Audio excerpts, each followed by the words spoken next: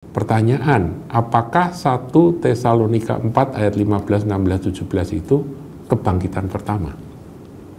Kalau itu kebangkitan pertama, berarti harus melalui masa antikristus, betul nggak? Nah, inilah argumentasi yang cukup kuat dari mereka-mereka yang berpegang pada post-trib atau setelah masa aniaya. Oleh sebab itu mereka berkeyakinan ya kedatangan Tuhan ya cuma satu kali. Shalom saudaraku, melanjutkan akan apa yang kemarin saya sampaikan, yaitu tentang apakah kedatangan Tuhan Yesus kali yang kedua, yaitu second coming of Jesus Christ itu satu periode atau dua periode. Kemarin kita sudah lebih banyak membahas tentang dua periode, saudaraku, dengan berbagai ayat-ayat yang menjadi dasar argumentasi dan pendapat dua periode tersebut. Saya ulang sedikit, saudaraku ya. Ada ayat-ayat yang menjelaskan bahwa kedatangan Tuhan seperti pencuri, diam-diam, senyap, dan datang pada waktu malam gitu ya, seperti pencuri. Tapi kemudian ada ayat juga bahwa dia akan datang di atas awan-awan dan semua bangsa melihat akan kekuasaan dan kemuliaannya. Jadi dua ayat ini menjadi dasar bahwa mereka berpendapat ada dua periode kedatangan Tuhan Yesus. Kemudian ada juga ayat tentang dua orang sama-sama tidur, yang satu dibawa, yang satu ditinggal. Itu juga ditafsirkan sebagai pengangkatan. Ada yang sedang bekerja di ladang, satu dibawa, satu ditinggalkan. Kemudian ada yang menghilang, dua orang perempuan menghilang, satu dibawa, satu ditinggalkan. Itu juga menjadi dasar argumentasi ayat-ayat yang menjadi dasar argumentasi bagi mereka yang berpendapat bahwa Tuhan datang dua periode. Satu untuk mempelainya, ya. Ini didukung juga oleh teori teori misteri, saudara ya, saudara yang mengikuti tentunya paham. Kemudian kita akan masuk dengan teori yang satunya, yang berpendapat bahwa hanya satu kali, hanya satu periode, yaitu di akhir dari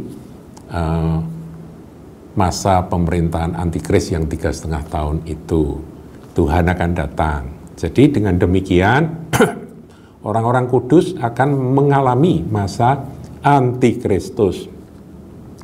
Nah, dasar keyakinan pandangan yang post-trib itu ya, post-tribulation itu mereka katakan bahwa pandangan pre-trib itu akan mengalami kesulitan menjelaskan beberapa ayat. Nah, ini mereka munculkan ayat-ayat firman. Ayatnya ada di dalam Wahyu 13 ayat 7 sampai yang ke-10. Saya bacakan ya, saudara.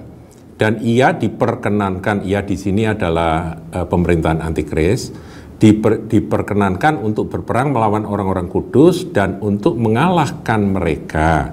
Dan kepadanya diberikan kuasa atas setiap suku dan umat dan bahasa dan bangsa.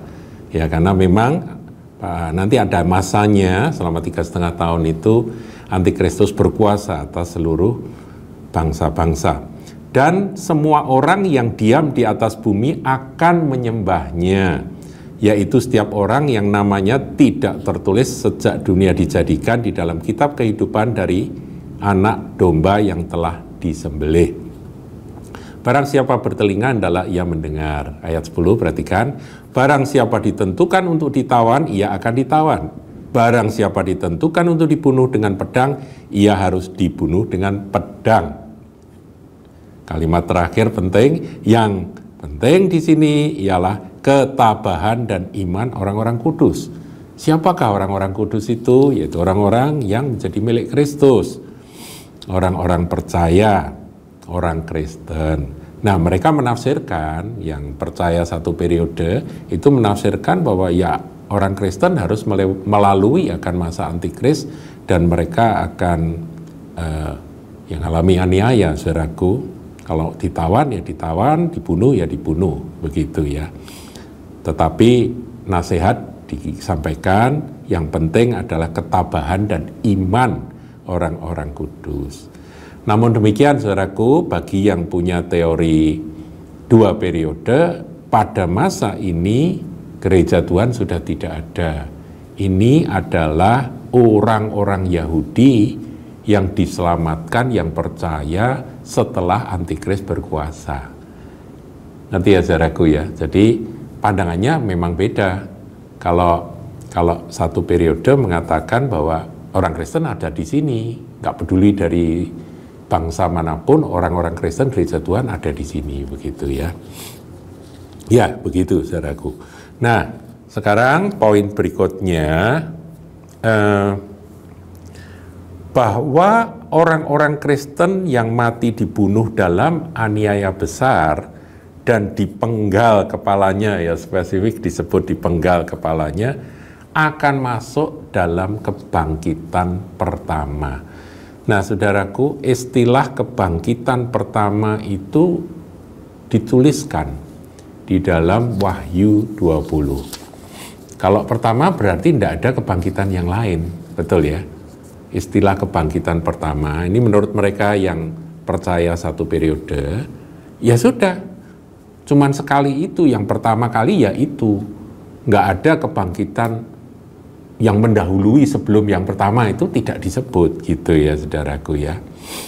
Nah, ini saya bacakan di dalam Wahyu kebangkitan pertama, Wahyu 20 ayat 4, 5, dan 6. Ini awal dari kerajaan 1000 tahun, saudaraku ya. Lalu aku melihat tahta-tahta dan orang-orang yang duduk di atasnya. Jadi orang-orang itu menduduki pemerintahan, begitu ya. Kepada mereka diserahkan kuasa untuk menghakimi. Aku juga melihat jiwa-jiwa mereka yang telah dipenggal kepalanya. Jadi ada spesifik dipenggal kepalanya. Ini ada tafsir rohani, kepalanya sudah tidak ada lagi, karena selama hidupnya itu yang memimpin hidupnya itu adalah pikiran Kristus, begitu ya. Jadi kepalanya adalah Kristus dalam hidup mereka. Itu dipenggal kepalanya karena kesaksian tentang Yesus dan karena firman Allah. Jadi ini orang-orang yang percaya Yesus, bersaksi tentang Yesus, dan mereka berpegang teguh pada firman Allah. Yang tidak menyembah binatang itu dan patungnya. Jadi mereka keluar dari kesusahan besar itu. Keluar dari masa pemerintahan antikris di mana semua orang diwajibkan untuk menyembah binatang dan patungnya. Dan yang tidak juga menerima tandanya pada dahi dan tangan mereka, yaitu kan penandaan bahwa itu adalah miliknya antikristus. Nah, mereka nggak menerima itu, mereka nggak punya tanda itu. Kemudian dikatakan, dan mereka hidup kembali dan memerintah sebagai raja bersama-sama dengan Kristus untuk masa 1000 tahun. Ayat 5, tetapi orang-orang mati yang lain tidak bangkit sebelum berakhir masa yang 1000 tahun itu. Inilah kebangkitan yang pertama, kebangkitan pertama. Jadi istilah kebangkitan pertama itu memang ditujukan pada orang-orang yang sudah lewat melalui akan aniaya besar masa pemerintahan antikristus. Kemudian ayat 6, berbahagia dan kuduslah ia yang mendapat bagian dalam kebangkitan pertama itu. Kematian kedua tidak berkuasa lagi atas mereka, mereka menjadi imam-imam Allah dan Kristus, dan mereka akan memerintah sebagai raja bersama-sama dengan dia 1000 tahun lamanya. Jadi dalam pemerintahan 1000 tahun mereka beroleh bagian untuk ikut memerintah, yaitu mereka yang melalui mati menjadi martir di masa pemerintahan antikristus. Tapi mereka tidak menyembah binatang itu ataupun patungnya. Nah, istilah kebangkitan pertama itu, saudaraku, berarti kan tidak ada kebangkitan yang sebelumnya. Nah, padahal kita ini kan kalau belajar dari apa yang disampaikan oleh Rasul Paulus, bahwa dalam 1 Tesalonika 4 ayat 15, 16, 17 itu dikatakan bahwa kita yang masih hidup sekali-kali tidak akan mendahului mereka yang mati dalam Tuhan.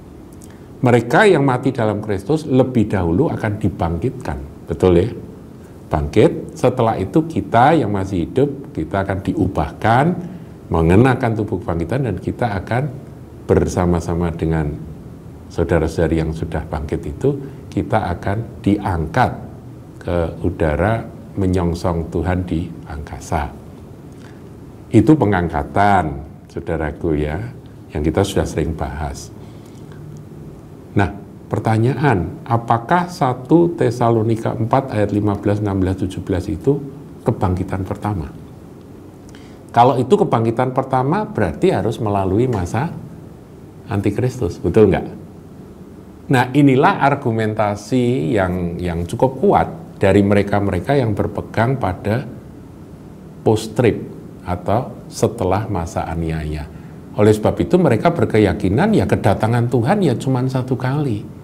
Nah, mereka menjelaskan bahwa pada waktu itu Tuhan datang ya dari sorga, Tuhan turun, kemudian sangkakala Allah ditiup, penghulu malaikat berseru, dan baru terjadi orang-orang yang mati dalam Kristus dibangkitkan, kita yang masih hidup diubahkan, dan kita sama-sama diangkat menyongsong Tuhan di angkasa.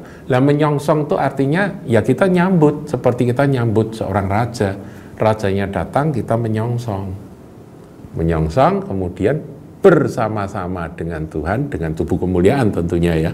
Kita bergabung dengan Tuhan, menyatu dengan Tuhan dalam dimensi ilahi, ya kita turun ke bumi ini, dan itulah yang dikatakan oleh surat Yudas bahwa Tuhan datang dengan beribu-ribu orang kudusnya.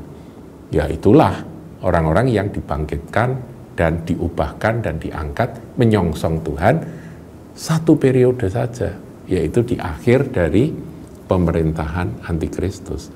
Datang dan masuk dalam peperangan, menghancurkan, mengalahkan, membinasakan akan pemerintahan binatang itu, yaitu antikristus, nabi palsu dan sebagainya, kemudian menegakkan kerajaan 1000 tahun yang digambarkan, dinarasikan di dalam Wahyu 20 ayat yang keempat, 5, dan 6 itu 1000 tahun lamanya. Paham ya saudaraku ya?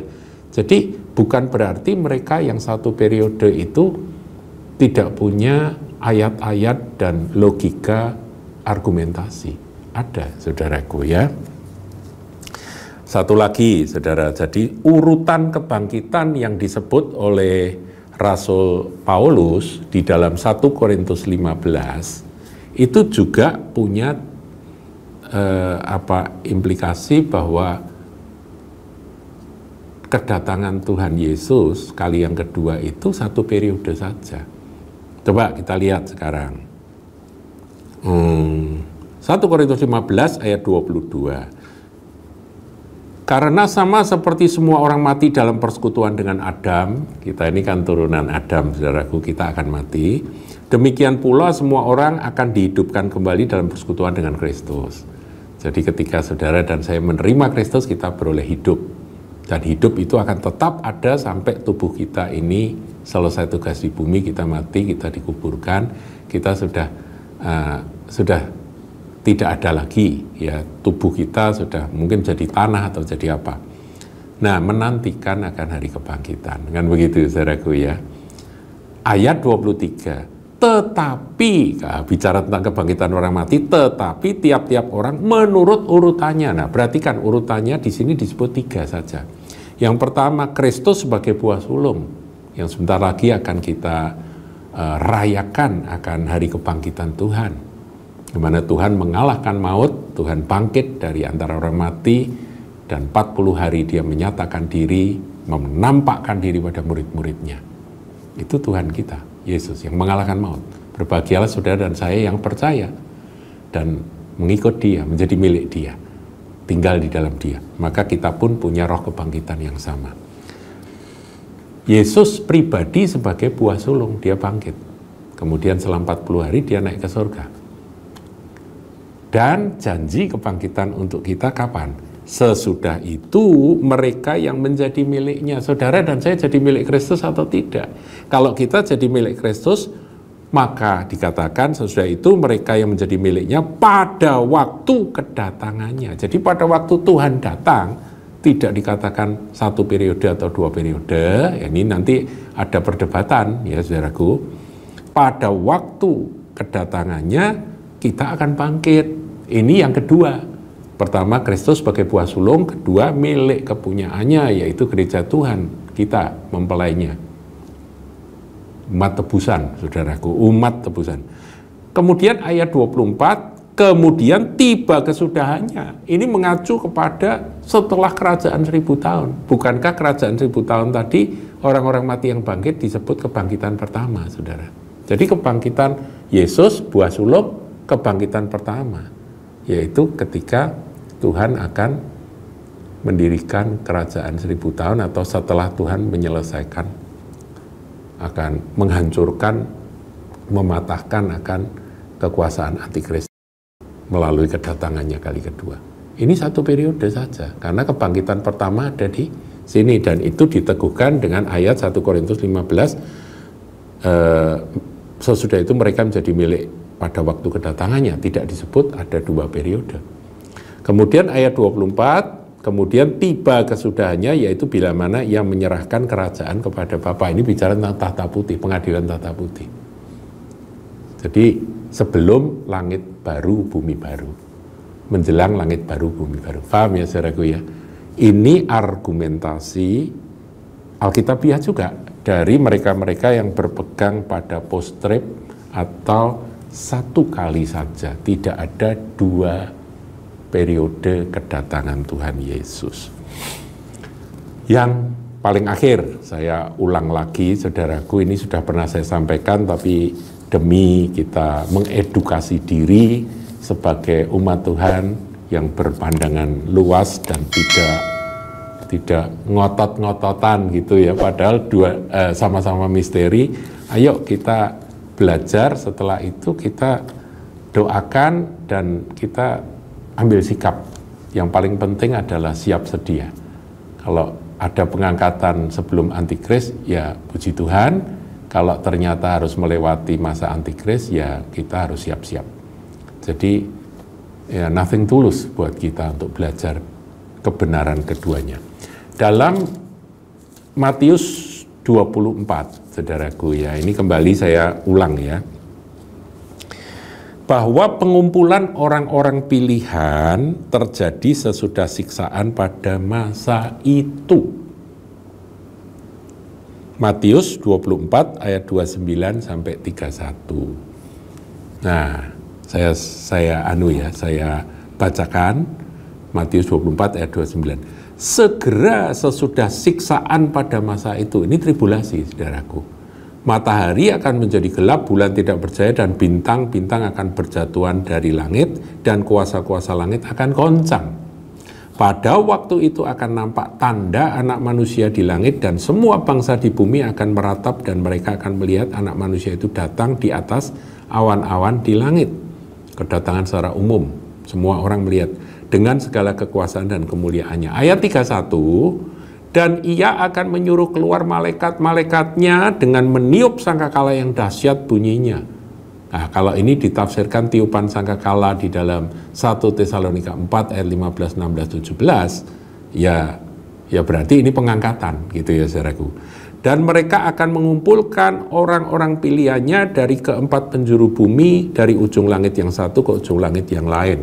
Ini adalah satu ayat yang bisa ditafsirkan bahwa inilah peristiwa kita ini dibawa oleh malaikat-malaikat untuk berjumpa dengan Tuhan.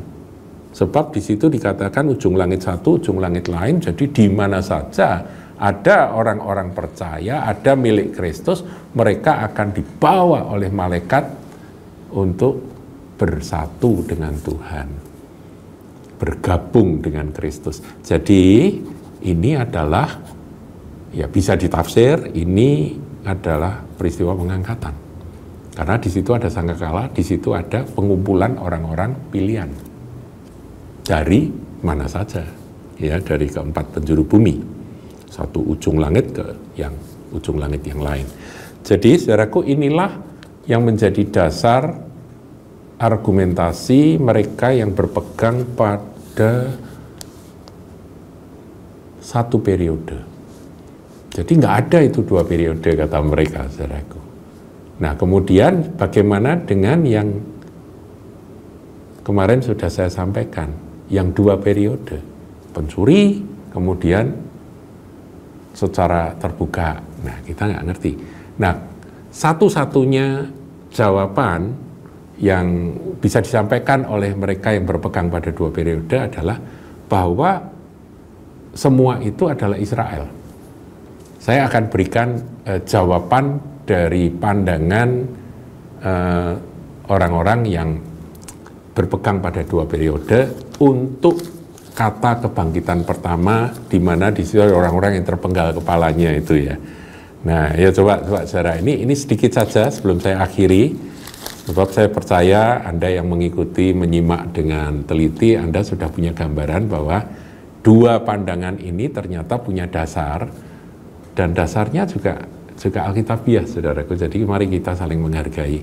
Saudara boleh berpegang 2 periode, berpegang 1 periode, jangan bingung, saudaraku, karena ini masih misteri, tidak apa-apa. Yang penting kalau Anda milik Kristus, maka Anda akan diselamatkan, gitu ya.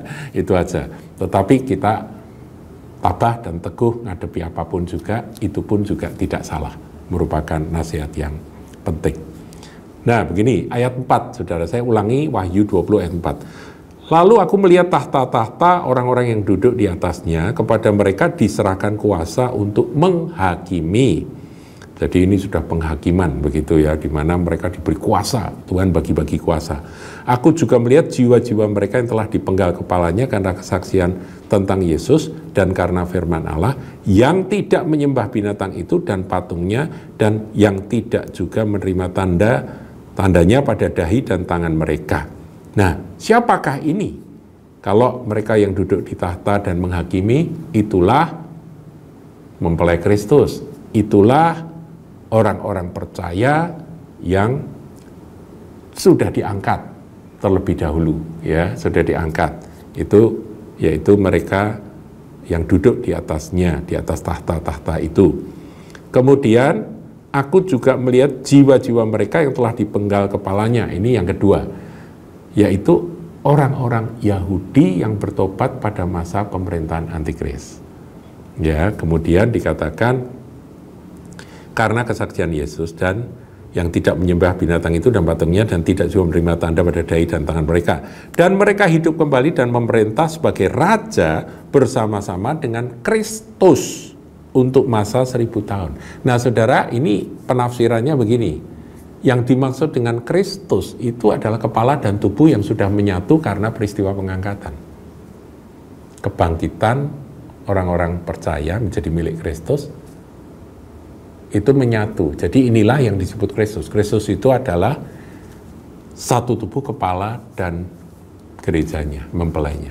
Itu sudah satu. Jadi Kristus dan orang-orang yang menjadi milik kepunyaannya, gerejanya, itu sudah ada di dalam pemerintahan itu. Kristus memerintah, tetapi Kristus ini juga ada wakil-wakil pemerintahan, yaitu mereka yang melewati masa kesusahan besar dan mereka mengalami kemartiran, ya, mereka mengalami aniaya sampai mereka mati dan terpenggal kepalanya itu, dan mereka ikut memerintah bersama Kristus. Nah, istilah kebangkitan pertama tentunya ditafsir beda. Kebangkitan pertama di sini adalah kebangkitan pertama bagi orang-orang Yahudi atau orang-orang Israel. Ya, itulah penjelasan dari mereka yang 2 periode, saudaraku. Kalau yang 1 periode berkata, wah ya, tidak bisa begitu, cuma 1 kali dikatakan kebangkitan pertama, ya sudah itu saja gitu. Kemudian 1 Korintus yang tadi ya, saudaraku ya, 1 Korintus 15 ayat yang ke-23 tadi, begitu. Nah, ini yang saya ingin sampaikan pada saudara. Saya berharap saudara dewasa, saudara tidak bingung, karena dua-duanya masih rahasia Tuhan dan sama-sama punya dasar firman. Jadi mari kita terus berdoa, menyiapkan diri, kondisi ekonomi sudah goncang tidak karu-karuan, saudaraku, dan ini merupakan pertanda bahwa nanti pemerintahan dengan satu pucuk pimpinan di seluruh dunia, pemerintahan global itu akan bangkit. Kapan? Kita tidak tahu. Just wait and see, kita tetap melakukan bagian kita dengan hikmat Roh Kudus. Tuhan Yesus memberkati. Jangan lupa like, comment, share, dan subscribe channel GKBK Hal Semarang.